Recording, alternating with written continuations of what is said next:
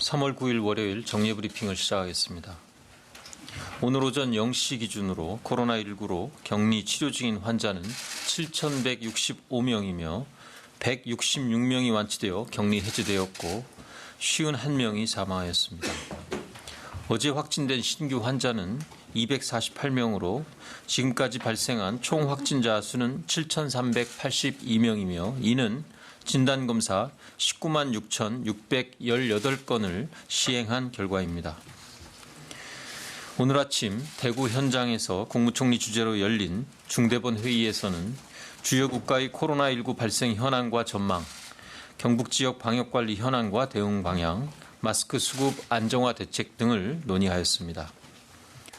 정세균 국무총리는 신규 확진자의 증가세가 주춤하고 생활치료센터가 상당수 확보되면서 아직은 조심스럽지만 정부와 지자체, 의료계와 국민이 함께 힘을 내 조만간 변곡점을 만들 수 있으리라 말씀하셨습니다.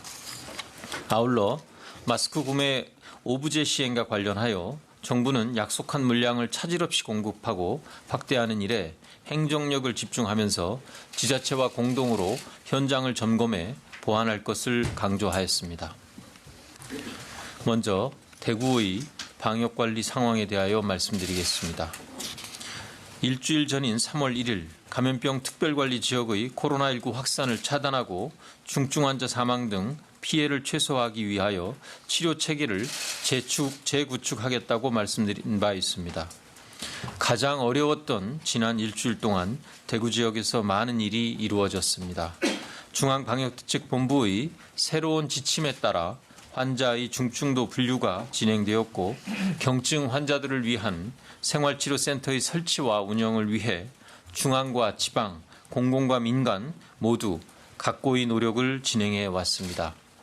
신천지 신도들에 대한 검사가 거의 마무리 단계이며 이에 따라 일반 대구 시민들을 위한 검사도 확대해 나가고 있습니다. 대구시 의사회 등 의사가 참여하는 환자 분류를 통하여 고위험 환자를 우선 분류하여 병원으로 이송하고 있으며 자택 대기 중인 환자들에게는 의사들이 전화를 통하여 상담을 제공하고 건강 상태를 모니터링하고 있습니다. 3월 2일 첫 번째 생활치료센터 개소 이후 3월 8일 현재 10개의 생활지원센터가 2,187명 정원으로 운영되고 있으며 1,602명의 환자가 입소해 있습니다. 오늘 제천에 있는 건강보험공단 인재개발원과 구미 소재 LG 디스플레이 기숙사를 생활치료센터로 추가할 계획이며 내일에는 경주 외곽의 현대자동차 연수원을 개설하여 주초까지 총 3,000명이 입소할 수 있도록 준비하고 있으며 이번 주말까지는 4,000명 규모로 확충할 것입니다. 생활치료센터별로 의료 지원을 위한 종합병원을 배정하고 화상진료와 전화 상담 등을 통한 모니터링을 통하여 환자의 건강 이상이 발생하는 경우 즉시 이송하는 체계도 강화할 계획입니다. 급속한 환자 증가로 인한 대구 지역의 병상 부족을 해소하기 위한 이송 체계를 운영하고 있습니다. 대구 지역 입원 환자 2,092명 중 740명의 환자는 영주, 상주, 광주 등 다른 지역으로 이송되어 입원 치료를 받고 계십니다. 중증 환자의 효과적인 치료를 위하여 전원 조정 상황실을 통한 병원 간 이송 체계도 운영하여 78건의 의료기관 간 전원을 지원한 바 있습니다. 대구 지역은 어제 기준으로 5,256명의 환자가 격리 치료 중이며 이 가운데 2,092명의 환자가 입원해서 치료를 받고 있고 생활치료센터에서 1,602명의 환자가 생활하고 계십니다. 입원 대기 환자 수는 전일 1,967명에서 3월 8일 1,562명으로 감소하고 있는 것으로 나타나고 있습니다. 이는 생활치료센터가 상당수 확보되면서 입원 환자가 증가하고 있고 병원과 생활치료센터에서 완치되어 격리 해제되는 환자도 증가하고 있기 때문입니다. 특히 어제 생활치료센터에 입소하셨던 환자분들 가운데 36명이 음성으로 판정되어 퇴소하였습니다. 대구 지역은 신규 환자 수가 감소하고 있고 격리 해제되는 환자들이 늘어나면서 전반적으로 확산 추이가 진정되고 있지만 여전히 많은 확진 환자들이 발견되고 있습니다. 코로나19 확산을 방어하기 위하여 범정부적인 역량을 집중해 한층 더 노력해야 되는 시점이라고 평가하고 있습니다. 다음으로 경상북도의 방역관리 현황에 대하여 설명드리겠습니다. 현재 경상북도에서 격리 치료 중인 환자는 1,036명으로 57명이 완치되어 격리 해제되었고 14분이 사망하셨습니다. 지금까지 발생한 환자 1,107명 가운데 대구와 인접한 경산 지역에서 473명의 환자가 발생하였습니다. 특히 요양원 등과 같이 노인을 포함한 고위험군이 생활하고 있는 사회복지시설에서 집단 감염이 증가하고 있어 3월 5일 중대본 회의를 통하여 경산시를 감염병 특별관리지역으로 확대한 바 있습니다. 중대본은 경상북도, 경산시와 협의를 통하여 지역 확산 방지와 고위험군 치료를 위해 지원이 필요한 사항에 대하여 신속하게 지원키로 하였습니다. 우선 중앙방역대책본부 즉각 대응팀 7명을 경산에 파견하여 역학조사와 함께 고령의 확진자 사례 관리를 지원하고 있습니다. 경상북도에는 의료인력 202명을 지원하였고 오늘 추가로 공중보건의사 150명을 배치하여 경산과 경상북도 지역의 환자 분류와 치료를 지원할 계획입니다. 돌봄이 필요한 노인 환자를 위하여 간호조무사 11명을 경산에 배치하였으며 요양보호사 모집을 통해 인력을 확보, 추가로 지원하기로 하였습니다. 포항의료원 등 6개의 의료기관에 가용병상 243병상을 우선 확보하고 경상북도 내 종합병원급 의료기관에 음압병상을 추가 지원하기로 하였습니다. 전신보호복 6,080개, N95 마스크 8,600개 등 방역 장비를 경산에 지원하였으며 현장 수요가 발생하는 경우 신속하게 추가 지원할 것입니다. 경증 환자의 격리와 모니터링을 위하여 경산에 서울대병원 인재원, 중소벤처기업 대구 경북 연수원을 운영하고 있으며 향후 추가 지정 방안도 검토하고 있습니다. 오늘 회의에서 중앙방역대책본부가 보고한 주요 국가의 코로나19 발생 현황과 전망에 대하여 설명드리겠습니다. 3월 8일 기준으로 총 91개 국가에서 98,173명이 발생하였다고 보고되고 있습니다. 아시아 지역에서는 중국, 일본, 싱가포르 등 19개국에서 81,660명, 유럽에서는 이탈리아 등 40개국 9,242명, 중동 지역에서 이란 등 15개국 5,029명, 아메리카 지역에서는 미국 등 10개국에서 539명이 발생하였습니다. 일본의 경우 적극적인 환자 발견이 미흡하고 환자 발생에 대한 역학적 연관성 파악이 부족하여 지역사회 확산이 우려되고 있는 상황입니다. 이탈리아의 경우 역학적 연관성 파악이 부족해 롬바르디아 포함 북부 15개 주의 휴업과 이동 제한 등 사실상 봉쇄 조치가 3월 8일부터 실시되고 있는 것으로 판단됩니다. 이란은 지역사회 감염 시작 이후 환자를 발견한 것으로 판단되며 최근 WHO의 진단도구 지원 등으로 확진자 수가 계속 증가할 것으로 전망됩니다. 미국의 경우에는 워싱턴주, 캘리포니아주, 뉴욕주 등 9개 주가 비상사태를 선포하고 주정부 차원에서 대응하고 있으나 초기 발견이 미흡하다는 비판이 제기되고 있습니다. 중앙방역대책본부는 최근 세계적인 상황을 평가할 때 국내 지역사회 전파를 차단하고 국외로부터의 추가 유입을 억제하는 조치가 병행해야 한다는 상황이라고 평가하면서 전 세계 유행 확산에 대비하여 모든 국가에서 적절한 검사 확대를 통한 환자의 조기 발견과 중증자 관리를 위한 준비 등 대응과 협력이 중요하다고 보고하였습니다. 최근 코로나19 확산이 다소 진정되고 있는 것은 사실이지만 아직까지 호전되고 있다라고 전망하기는 어렵습니다. 대구 경북 지역은 여전히 신규 환자가 많이 발생하고 있으며 특히 밀폐된 실내 공간에서의 생활, 활동을 하는 곳에서 계속 발생하고 있습니다. 대구, 경북 이외의 지역은 빠른 확산 경향은 보이고 있지 않지만 산발적인 감염 사례가 계속 발생하고 있어 한시라도 긴장의 끈을 놓칠 수 없는 엄중한 상황입니다. 오히려 지금부터는 코로나19 감염이 더 뚜렷하게 감소되도록 모든 역량을 집중해야 할 시기입니다. 정부는 중대본을 중심으로 범정부적인 역량을 집중하여 방역관리를 한층 강화해 나갈 계획입니다.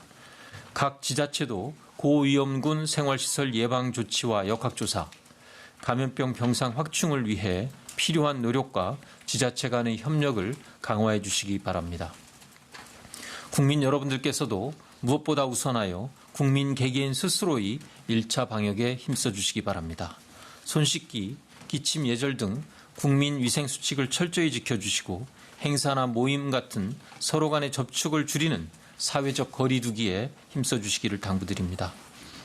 특히 신종 감염병은 인류가 경험하지 못한 미지의 영역에서 발생하여 지역, 출신, 종교, 인종 등을 구분하지 않고 모든 사람과 지역으로 확산됩니다. 이에 효과적으로 대응하기 위해서는 우리들도 모두 차별과 배제 없이 하나의 공동체라는 사실을 잊지 말고 공동으로 협력하여 노력하여야 합니다.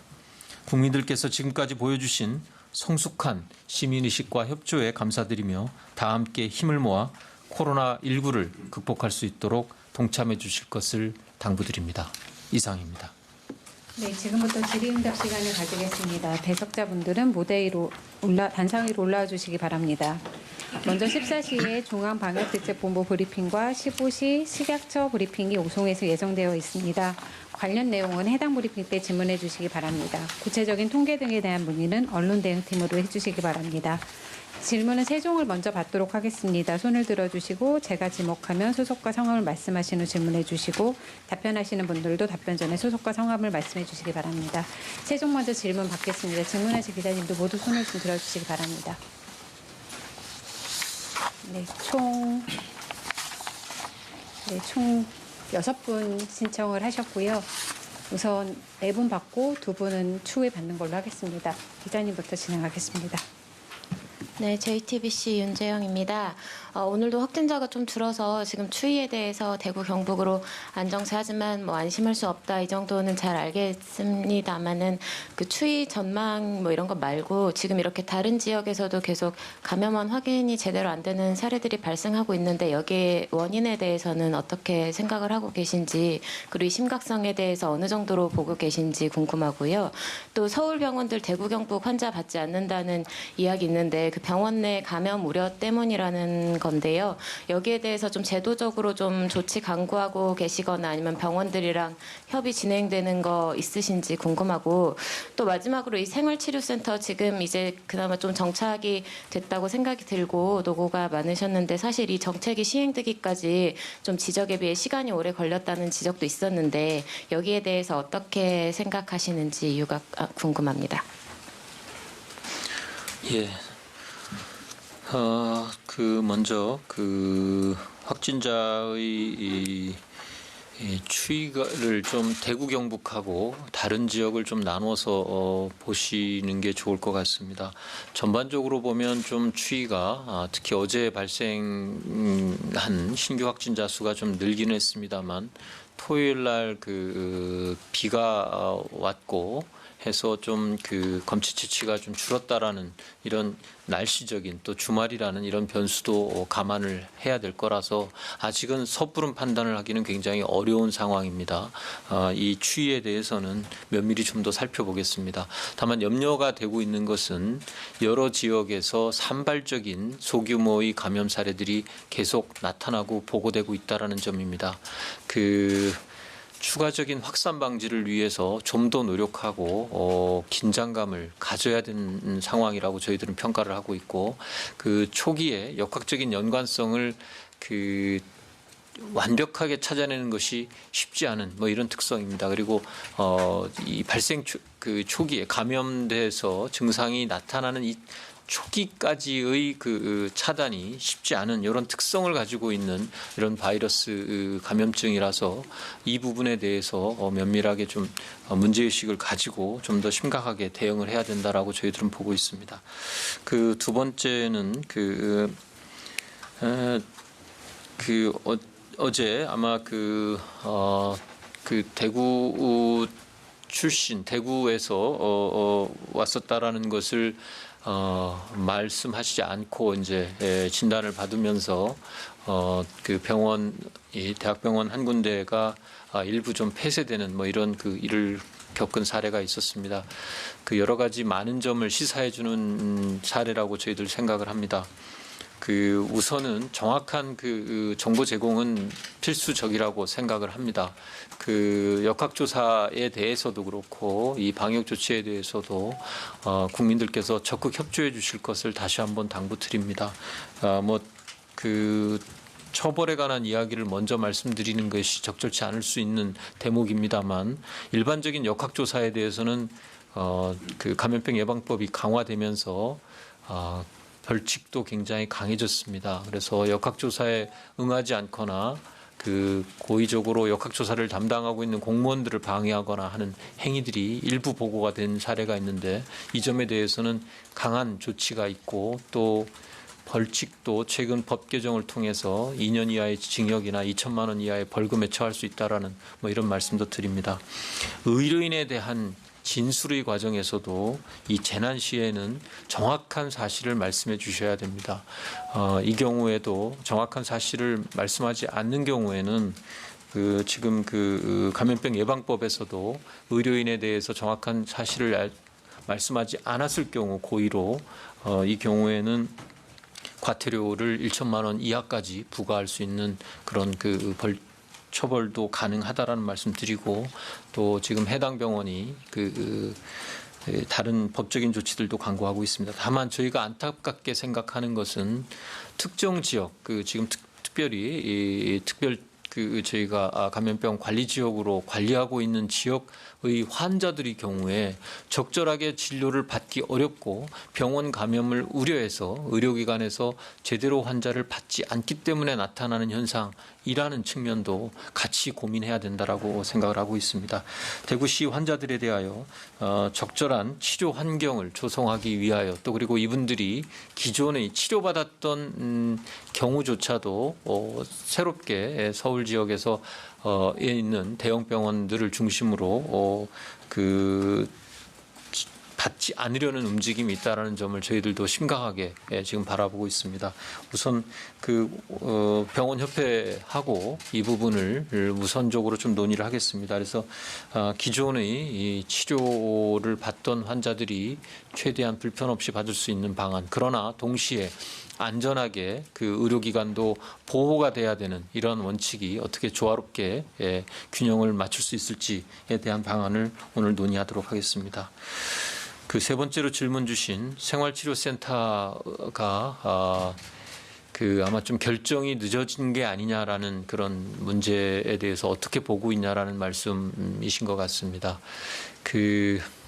질병 자체가 새로운 질병입니다. 저희가 이 코로나19라는 감염병과에 대한 보다 과학적인 사실들을 알아가고 있고 지금도 저희가 결정을 내렸을 때에 비해서 지금은 훨씬 많은 정보를 가지고 있습니다.